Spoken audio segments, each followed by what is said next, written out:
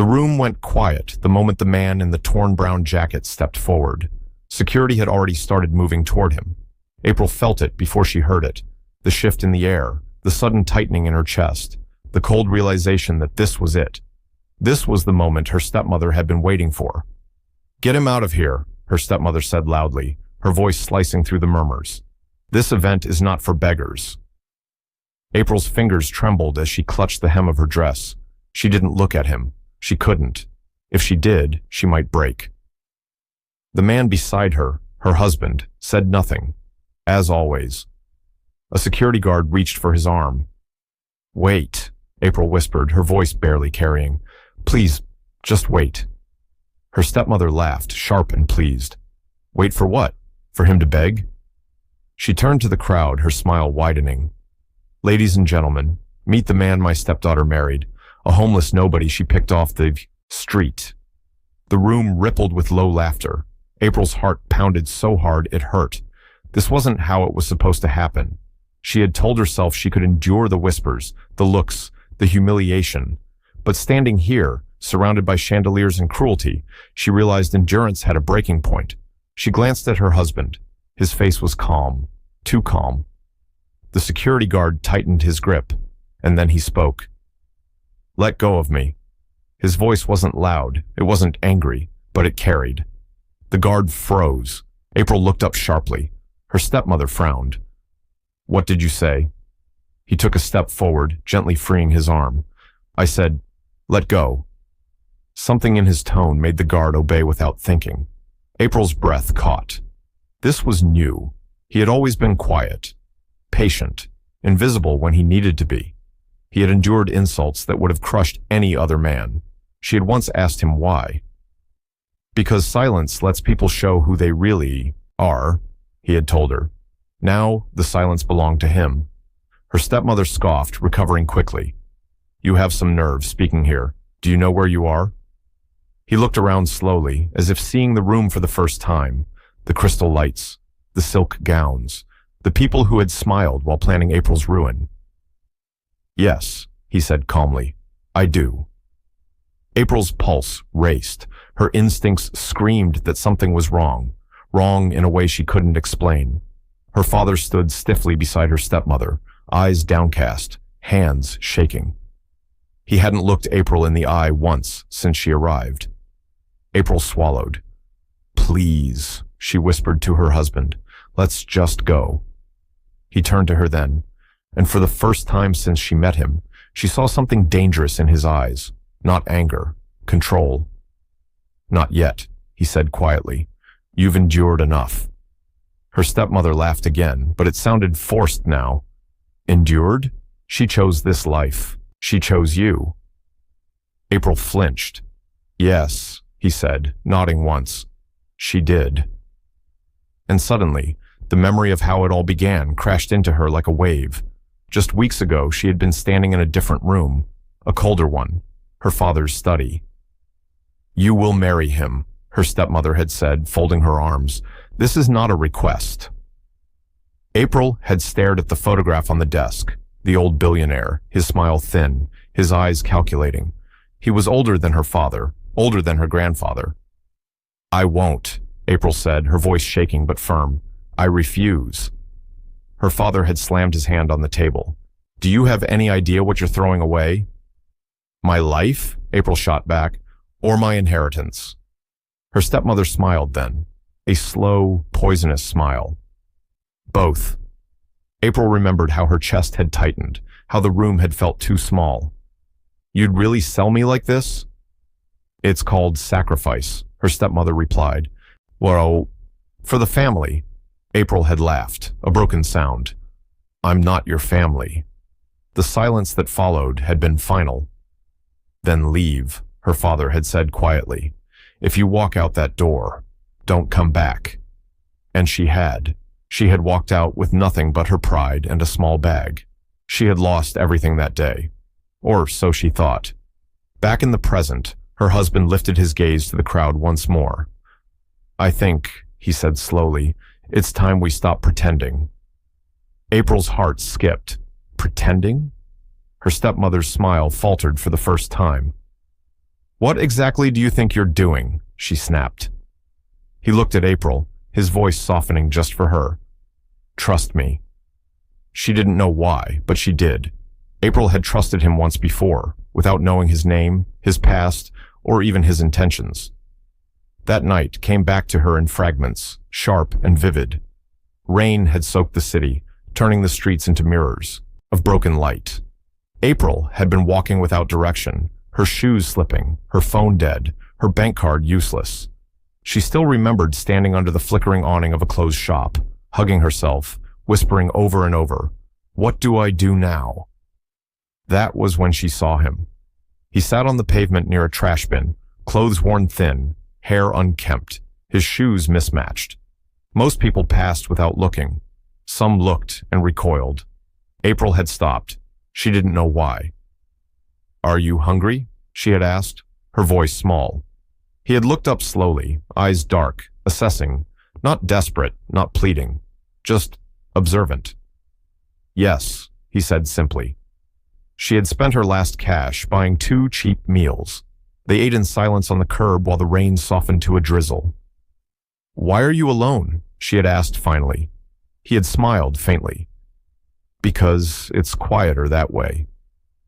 Something about that answer stayed with her.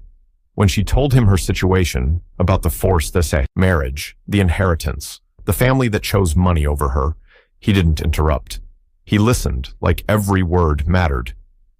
"I need to do something crazy," she had said, laughing weakly, "something that scares them." He had tilted his head. "Like what?" She had looked at him then, really looked at him, and the idea had slipped out before she could stop herself. What if I married you?" He hadn't laughed. Instead, he had studied her face, searching for something. "You don't even know me." "I know you're not cruel," she replied. "That's more than I can say about them." "What would you gain from that?" he asked. "Freedom," she whispered. "And what would I gain?" She hesitated. "A roof, food, safety, just until I can stand on my feet." He had gone quiet for a long moment. "Marriage is not a joke," he finally said. "I know," April replied, her eyes burning. "That's why it would hurt them." He had sighed, standing slowly. Even then, there had been something solid about him, not broken, not defeated. "All right," he said, "but on one condition." "What?" "You never look down on me." She had swallowed hard. "I never could." They married 3 days later. A small registry office, no guests, no rings, no celebration. When the clerk asked if they took each other as husband and wife, April's voice had almost failed her. "I do," she said. He had answered the same way, calm, certain. From that moment, everything changed, and yet nothing did.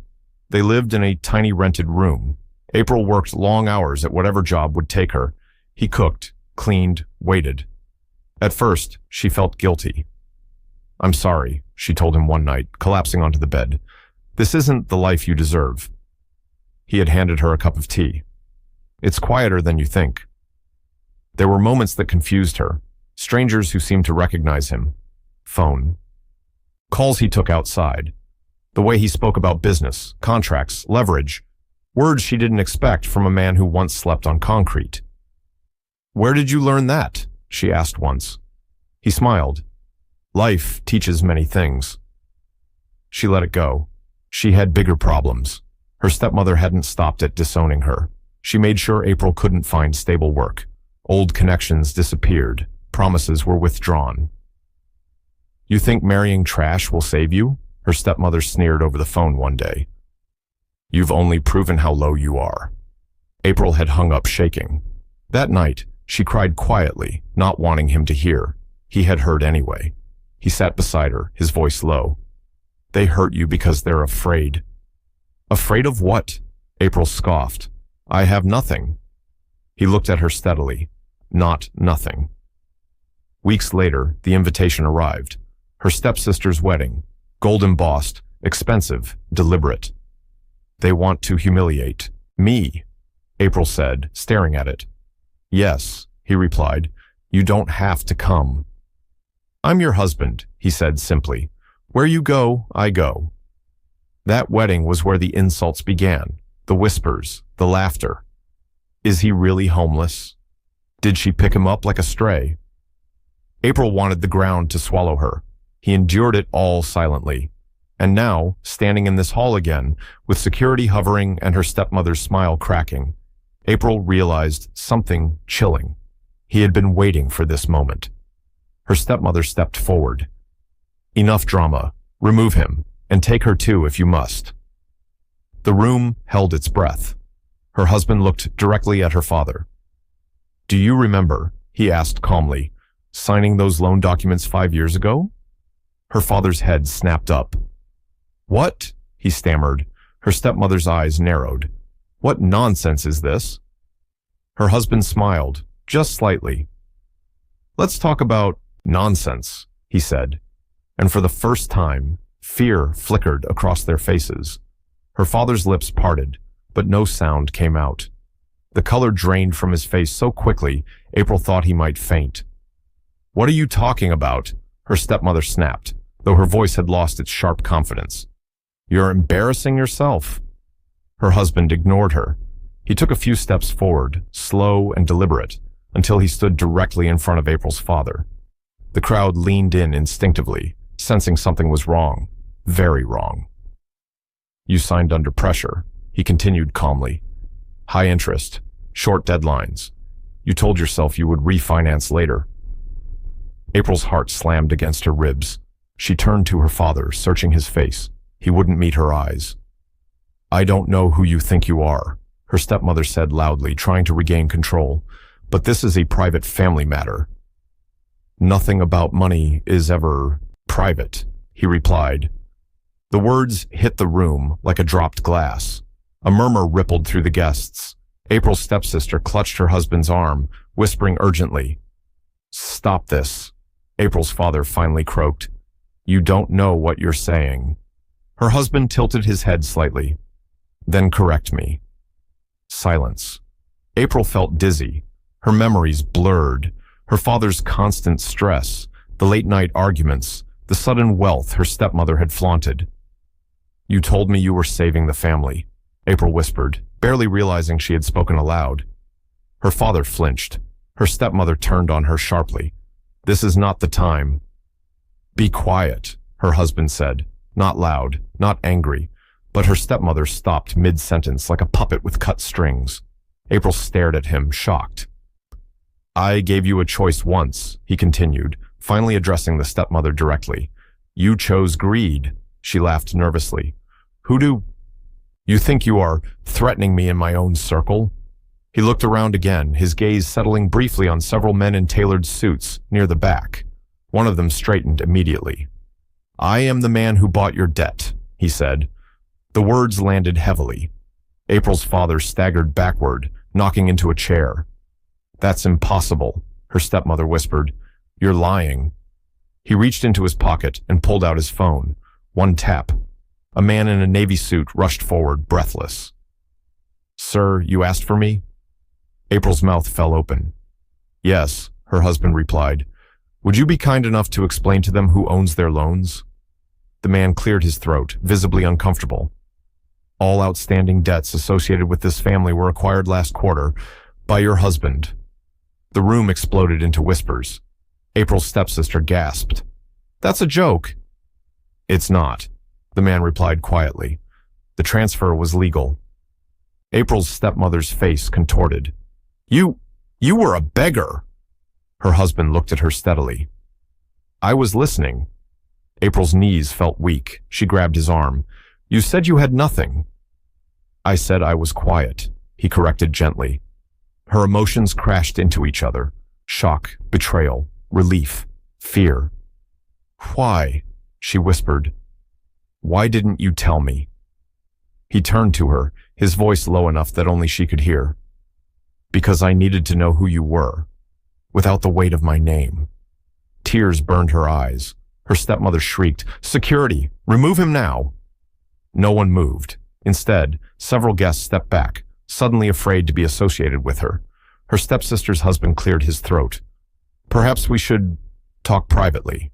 Her husband smiled. There's nothing private left. April's father collapsed into a chair, head in his hands. I thought marrying you off would save us, he sobbed. April stared at him, her voice shaking. You sold me. Her husband placed a steadying hand on her back. Now, he said calmly, let's discuss consequences. The temperature in the room seemed to drop. Your accounts are frozen as of 10 minutes ago, he continued. Your properties are under review, and the shell companies you used to hide funds? He glanced at the stepmother. Those are already being investigated. Her stepmother's knees buckled. You can't do this. I already did. The guests began to leave, slowly, then faster, as if fleeing a sinking ship. April's stepsister burst into tears. You promised me security. Her husband pulled away from her. I promised honesty. He turned to April, his eyes searching her face. I'm sorry you had to hear it this way. She swallowed hard. I asked you to trust me, and you did. He nodded. Now it's my turn. Her stepmother lunged forward suddenly. You think you've won. She married you out of desperation. April flinched. Her husband's gaze hardened for the first time. No, he said. She married me because she refused to be owned. Silence fell. April felt something inside her shift, something she hadn't felt since she walked out of that house. Power.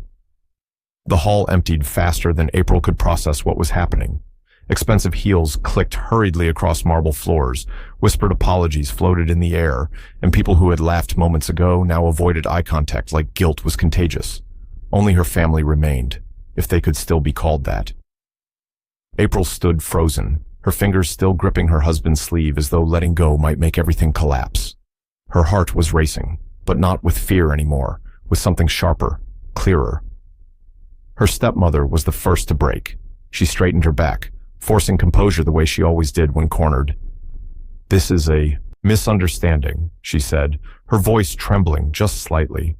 You think you've exposed something, but you don't know how things work. Power doesn't come from money alone. Her husband looked almost amused. You're right, he said calmly. It comes from leverage. April watched as realization dawned on the woman's face. You planned this, her stepmother whispered. Yes. The word was simple, final. April's father lifted his head slowly, eyes red and hollow. You ruined us. April turned to him sharply. You ruined yourself. The words surprised even her. He flinched as if struck. I did this for the family. No, April said, her voice shaking but strong. You did it because you were weak. The room felt heavier with every truth spoken. Her stepsister stood rigid near the doorway, mascara streaking down her face. This isn't fair, she cried. I did everything right. I married who you told me to. Marry. April looked at her, really looked at her, and felt something close to pity. That's the difference, April said softly. I didn't. Her husband squeezed her hand gently, grounding her. The stepmother scoffed weakly. You think he'll stay? Men like him don't marry for love. April's chest tightened. She glanced at her husband, fear flickering despite herself. He answered before she could speak. I married her because she offered me dignity when she had nothing, he said. That's rarer than loyalty bought with gold. The stepmother's face twisted with rage. She used you. Yes, he replied evenly, and I let her because she was honest. April felt tears spill over, unstoppable now. I never meant to trap you, she whispered. I was just trying to survive. I know, he said gently. That's why I stayed. Silence settled, thick and suffocating. Then the stepmother laughed, high and broken. You think this is over? Do you know how many enemies you've made? Her husband stepped closer, his voice dropping. I know exactly how many. She took an involuntary step back. Security finally returned, but not for him. They approached the stepmother instead. Ma'am, one of them said carefully, we've been instructed to escort you out. Her mouth fell open. This is my house. Her husband corrected him calmly. It was. April watched as the woman who had controlled her life was led away, screaming, cursing, promising revenge that sounded increasingly empty. Her father remained seated, broken. I lost you, he whispered to April. Didn't I? She hesitated. The anger inside her softened into something aching. You chose to lose me, she said quietly. He nodded, tears streaming freely now. I'm sorry. She didn't answer. When the doors finally closed, the hall was eerily quiet. April exhaled shakily, her legs threatening to give way. I feel like I can't breathe. Her husband turned to her fully now, the storm finally over. Let's go home. Home. The word felt strange, new. In the car, April sat silently, staring out the window as the city lights blurred past. Her thoughts raced faster than she could control. Why me? She finally asked, breaking the silence. Out of all the women you could have chosen. He kept his eyes on the road. Because you didn't ask who I was, she frowned. That makes no sense. It makes all the sense, he replied. Everyone wants to know what you have. You wanted to know what I needed. She swallowed hard. And what did you need? He glanced at her briefly. Truth. They reached their small apartment, the same cramped space where everything had begun. April laughed softly, almost hysterically. You could buy the entire building. Yes, he agreed, but this is where we became us. She leaned against the door, overwhelmed. I don't know how to be a billionaire's wife. He stepped closer, his voice warm. You already know how to be my wife. Her heart skipped. But I need to know something, she said, meeting his gaze. Was any of it real? He didn't answer immediately. Then he said, all of it. And for the first time since that rainy night, April allowed herself to believe it. Sleep refused to come that night. April lay awake on the narrow bed, staring at the cracked ceiling, listening to the steady rhythm of his breathing beside her. Every sound felt louder than usual. The hum of the city outside, the distant bark of a dog, the faint creak of the old building settling into itself. Her mind replayed the day over and over, each moment sharper than the last. She turned toward him slowly. He was lying on his back, one arm folded behind his head, eyes open. You're not asleep, she murmured. No, he replied quietly. Neither are you. She hesitated, then pushed herself up on one elbow. You planned everything, didn't you? He didn't pretend not to understand. Yes. Her chest tightened. From the moment I met you? No, he said immediately. From the moment they tried to destroy you. She searched his face for deception and found none. That unsettled her more than any lie could have. I need to ask you something, she said, her voice trembling despite her effort to stay calm. Ask. Did you ever think of leaving? Her throat tightened. After you got what you needed? He turned toward her fully now, propping himself up to meet her gaze. April, I never needed your family's downfall. Then why? I needed to know if you would still choose me, he said gently, even when I stayed silent, even when you were ashamed. The words stung because they were true. I was ashamed, she admitted, tears forming. Not of you, of myself. Hated that I needed you. He reached out, brushing his thumb lightly across her knuckles. Needing someone is not weakness. She laughed bitterly. That's easy to say when you've never been powerless. Something flickered in his eyes, something old. You're wrong, he said quietly. Power is not something you're born holding. It's something you lose first. She frowned. What do you mean? He exhaled slowly. I wasn't born rich. I wasn't always in control. I learned what hunger does to a person, what silence teaches, what it feels like when people look through you. Her heart ached. So when I met you, I recognized the look in your eyes, he said, the moment someone realizes the world won't save them. Tears slid down her cheeks now freely. I thought marrying you was my lowest point. He smiled faintly. It was my turning point. They sat in silence for a long moment, the weight of everything settling between them. What happens now?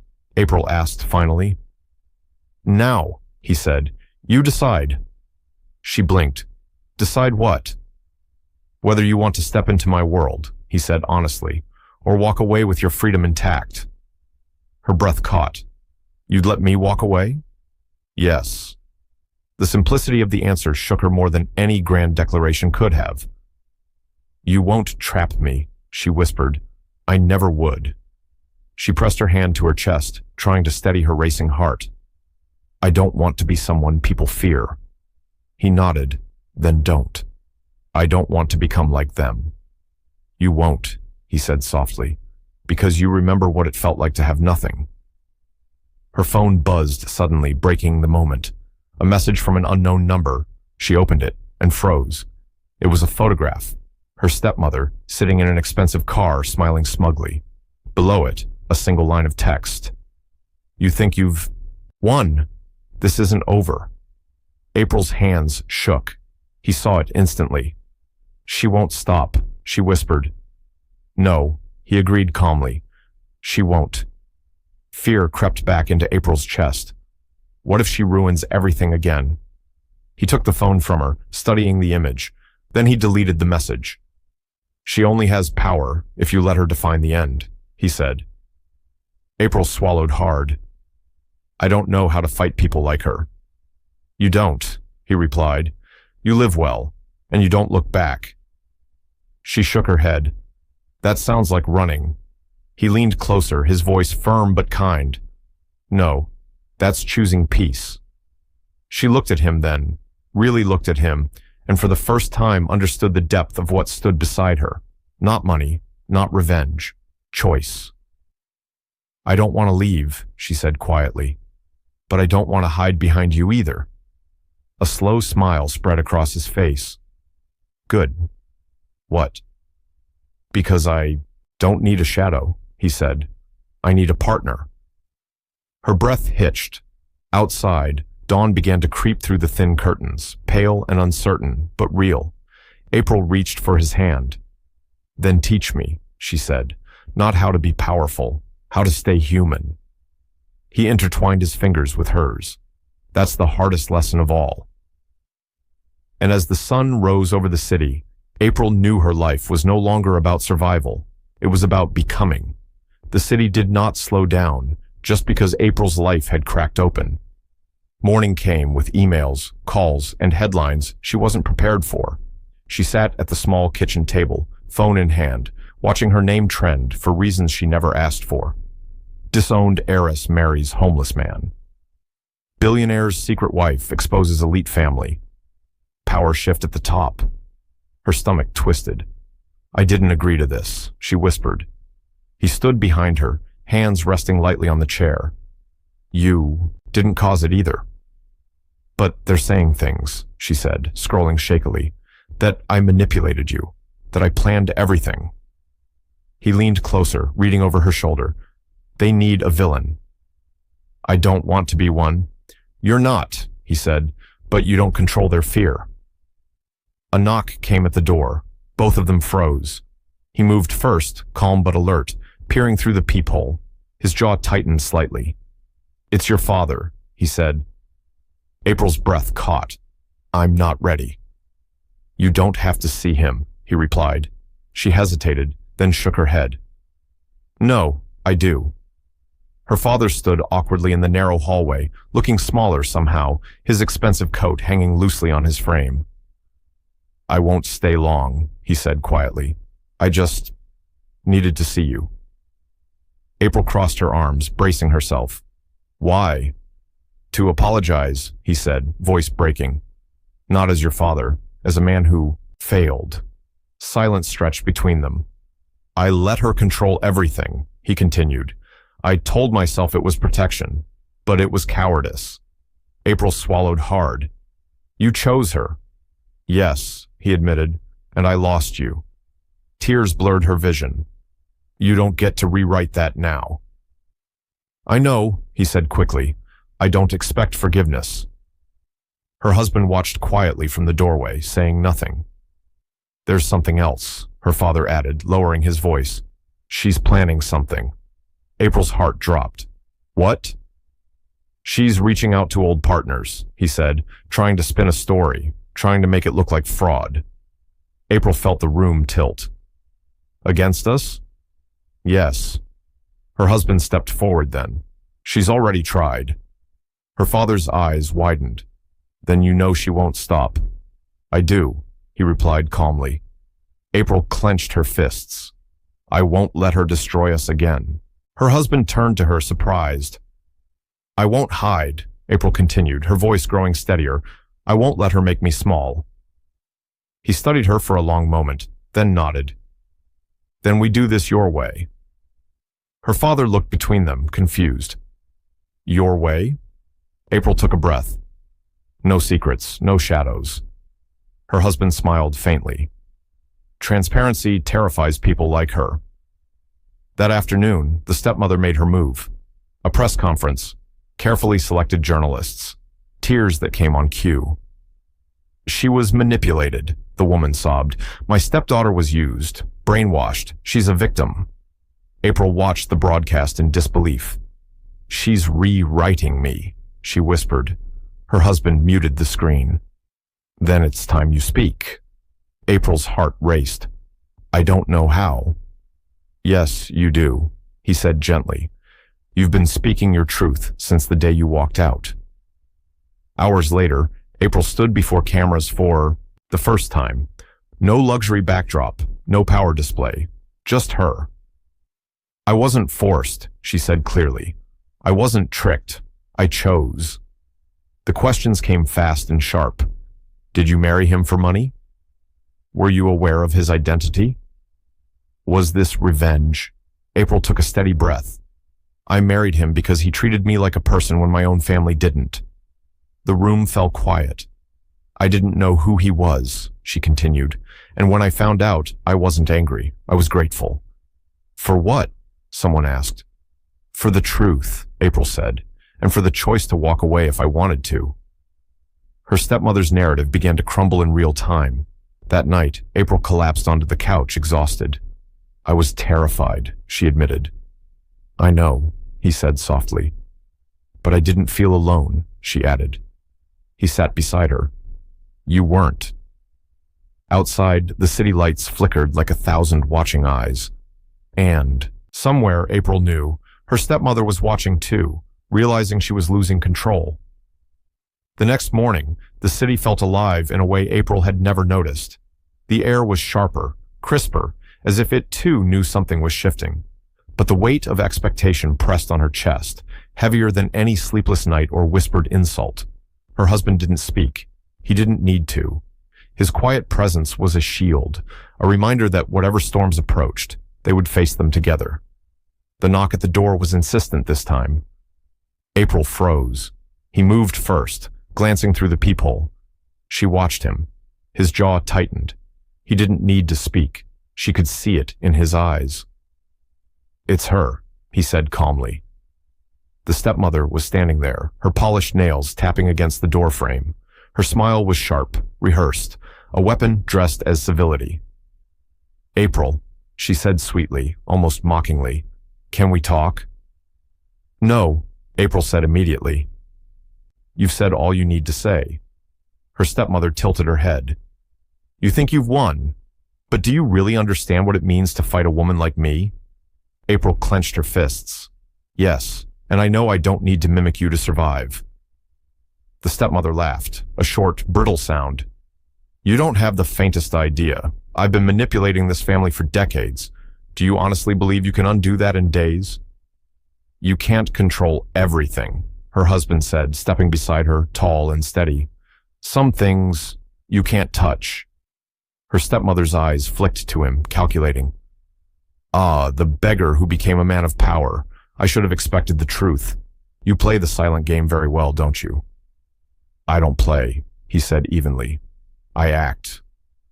April watched as her stepmother's facade began to crack. She had always been untouchable, but now she realized she was staring at a woman and a man who didn't flinch. Under her threat, You won't get away with this, she hissed. I have contacts, lawyers, allies. You'll regret crossing me. Her husband smiled faintly. You think power is a shield. It's a cage. April stepped forward, for the first time standing fully in her own strength. You taught me something, she said, voice clear and unwavering. You taught me what it feels like to be desperate, alone, and powerless. But you didn't teach me how to stay small. The stepmother flinched. For the first time, she was silent, the words catching somewhere between her throat and the floor.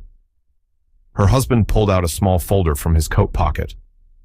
And just so you know, he said, the accounts, the properties, the companies, all under review.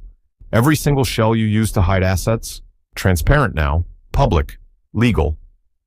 April's stepmother's mouth opened, closed, opened again. She had no words. And for what it's worth, he continued, his eyes locked on her. The moment you tried to humiliate her publicly, that was the moment you sealed your own undoing. April felt a swell of emotion in her chest, a mix of relief, disbelief, and pride. She had survived. They had survived. Her stepsister appeared then, peeking through the doorway, mascara streaked and pale. I didn't know, she whispered. No, April said softly. You didn't. Her husband stepped closer to April, his hand brushing against hers. And that's the lesson, he said quietly, just for her. The only control people have over you is the control you allow them. Outside, a car engine started. The stepmother hesitated. She knew the world she had tried to manipulate was slipping away from her. I'll be back, she spat, venom thick in her tone. This isn't over. April didn't respond. She didn't need to. The door closed behind her, a final slam that echoed louder than any shouting could. April turned to her husband, tears threatening again. I can't believe it's done. He smiled faintly, brushing a strand of hair from her face. It's not done, he said. It's just beginning. April frowned. Beginning? Beginning, he repeated, because now you choose. You don't survive anymore. You live. For the first time in her life, she understood. She didn't have to fear power, wealth, or cruelty. She had something stronger, a choice, and someone who had trusted her fully from the very start. She laughed softly, disbelief and joy mingling. I married a beggar, she whispered, and somehow I feel like the richest woman alive. He laughed quietly too. Because you are. And in that small, ordinary apartment, with the city sprawling endlessly beyond the windows, April felt a surge of freedom she had never known. The past had tried to crush her. Her family had tried to own her, but in the end, she had chosen her life, and her choice had won. The world outside could rage, threaten, and cry. Inside, for the first time, April breathed, truly breathed, and when she turned to him, he smiled, quiet and unwavering. The beggar she had once saved had become the anchor she never knew she needed. Her journey wasn't over, but for the first time she wasn't surviving, she was living, and that was enough. Days passed like a soft, gentle storm. The city continued its relentless pace, indifferent to the small apartment where April and her husband had carved out their own world. Yet inside, everything had shifted. She could feel it in her chest, in the steadiness of her hands, in the quiet certainty that she no longer belonged to fear. The morning sun spilled across the room as April brewed tea, the aroma warm and grounding. He sat across from her at the tiny table, eyes tracking her movements, calm as ever. She caught his gaze and smiled faintly, a smile that carried years of pain, struggle, and now relief. You know, she said softly, I never imagined this would feel like peace. He leaned back, one hand on the edge of the table. Peace is rarely granted, he said. You have to claim it. April stirred her tea slowly, thinking of all the moments that had led her here. The forced engagement, the betrayals, the nights of cold hunger and exhaustion, the endless manipulations by the woman who had called herself family. And yet, she had survived all of it, thrived even. "And you," she said, her voice catching slightly. "You were there the whole time, quietly, guiding, protecting. Why didn't you ever tell me who you really were?" He met her gaze steadily. "Because I had to know if you would choose me, not the man, not the money, not the power, but me. Only then would it matter." Tears welled in her eyes. "And I did." "You did," he confirmed. His thumb brushed lightly across the back of her hand. "And that choice changed everything." The doorbell rang, suddenly, cutting through the quiet. April frowned. Who could that be? He stood and moved to the door, peering through the peephole. A small envelope lay on the mat. He picked it up carefully and handed it to her. She opened it slowly. Inside was a single sheet of paper, typed words, precise, cold. "We underestimated you. Consider this your warning." April's hands trembled slightly. She looked up at him. "She's not finished." He stepped closer, placing a reassuring hand on her shoulder. "No, she's not. But it doesn't matter anymore. You've already won. Every threat she sends, every lie she spreads, it won't reach you. You know the truth, and that's stronger than any rumor or fear." April exhaled, feeling the tension slowly leave her body. She thought back to that rainy night on the street when she had offered a beggar a meal and a roof. She remembered the warmth, the humanity, the trust that had sparked between them in a world that had offered so little kindness. And now, here they were, survivors of a world that had tried to crush them, standing tall together. "Do you remember that night?" she asked, voice soft. "I offered you shelter. I had no idea who you were, and I had no expectations. I just wanted someone to be real with me." He smiled faintly, the corners of his mouth lifting. "I remember. And I knew then, even without knowing, that you were extraordinary. That night, I decided silently that I would follow you anywhere." Her chest tightened at his words. She leaned forward, resting her forehead against his. "And I never even realized I was being watched, protected." "You were," he said, "always. And now, nothing can touch you. Nothing can take this from us. Not her, not your past, not anyone." For the first time in years, April allowed herself to relax completely. The tension in her shoulders melted. Her heart, once tightly wound with fear and doubt, beat freely, unburdened. She looked into his eyes and saw not wealth, not power, not pretense, just honesty, unwavering and true. "I married a beggar," she whispered, laughing softly through tears. "And somehow, I feel like the richest woman alive." He laughed quietly too, the sound low and steady. "Because you are, and because now, we can live the life we choose, not the life anyone tried to force upon us." April nodded. She thought of the stepmother, of the father, of the stepsister. They had all tried to define her, to own her, to control her, and yet none of it mattered anymore. The past had shaped her, tested her, almost broken her, but in the end, it had made her unshakable. She reached for his hand, intertwining her fingers with his. "So, what now?" "Now," he said, his voice firm but gentle, "we live, fully, honestly, and without fear, every day, together." April smiled, a wide, radiant smile. The city outside continued to move, indifferent and relentless. But inside, their small apartment, time seemed to pause. She had lost her inheritance, endured humiliation, and faced the cruelty of those who claimed to love her. But she had gained something far greater: choice, love, trust, and freedom. The sun rose higher, spilling gold across the room, and April felt something she hadn't felt in a long time: peace, joy, and certainty. She looked at him one last time that morning and whispered, "We're unstoppable, aren't we?" He smiled, brushing a strand of hair from her face. "Yes," he said, "together, nothing can touch us." And in that moment, April realized the truth she had been searching for all her life. Power, wealth, and revenge were meaningless without trust, love, and the courage to choose your own path. She had been tested by the cruelest of storms, and she had emerged stronger, unbroken, and infinitely alive.